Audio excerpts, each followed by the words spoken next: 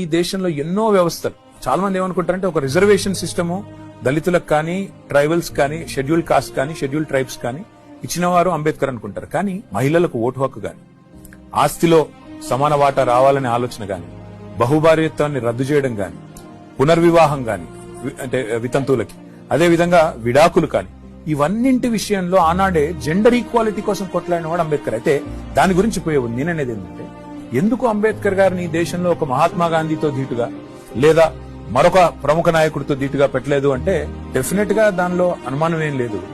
ఆనాటి నుంచి ఈనాటి వరకు ఇంత గొప్పవాడైనప్పటికీ ఈయనను, ఆయన చరిత్రను గాని, ఆయన గొప్పదాన్ని గాని చెప్పేవాళ్ళు లేకపోవడమే కాకుండా తెలిసి కూడా కావాలని చిన్నగా చేసి చూపెట్టే ప్రయత్నం ఇండియాలో జరిగింది.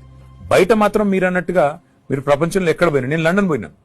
లండన్ లో అంబేద్కర్ గారు ఎక్కడైతే ఉండి చదువుకున్నారో, ఏ ఇంట్లో ఉండి చదువుకున్నారో, ఇవాళ దాన్ని మ్యూజియం గా మన ప్రభుత్వం, భారత ప్రభుత్వం మారిస్తే కూడా తీసుకుపోయి దాన్ని మన తెలంగాణలో మనం పెట్టిన 125 ఫీట్ల విగ్రహం ఏదైతే ఉందో దాని యొక్క రెప్లికాని తీసుకొని పోయి అక్కడ పెట్టొచ్చినాం.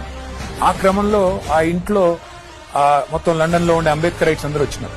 వచ్చి వాళ్ళందరూ వివరించి చెప్తున్నారు, ఇక్కడ ఉండేది ఇదే ఇంట్లో ఉండేది, ఆయన ఇక్కడ చదువుకున్నారు, ఇక్కడే ఉన్నారు అని చెప్తా ఉంటే నాకు అనిపించింది, ఇక్కడ వాళ్ళు గుర్తించిన గొప్పతనం మన వాళ్ళు మన దేశంలో మాత్రం ఇంకా కూడా వెలివేసినట్టు అంబేద్కర్ విగ్రహం పెట్టాలంటే మాత్రం ఇంకా కూడా ఎక్కడో ఓన్లీ ఎస్సీ కాలనీలో పెట్టాలని ఆలోచన. అందుకే కేసీఆర్ గారు నగరం నడిబొడ్డు, సెక్రటేరియట్ పక్కన నగరం నడిబొడ్డు అంటే ఇది మార్పు. నేనేది ఈ మార్పు రావాలి, అంబేద్కర్ గొప్పతనం సమున్నతంగా, సర్వోన్నతంగా అందరికి తెలవాలని ఒక మంచి ఉద్దేశంతో చేశారు.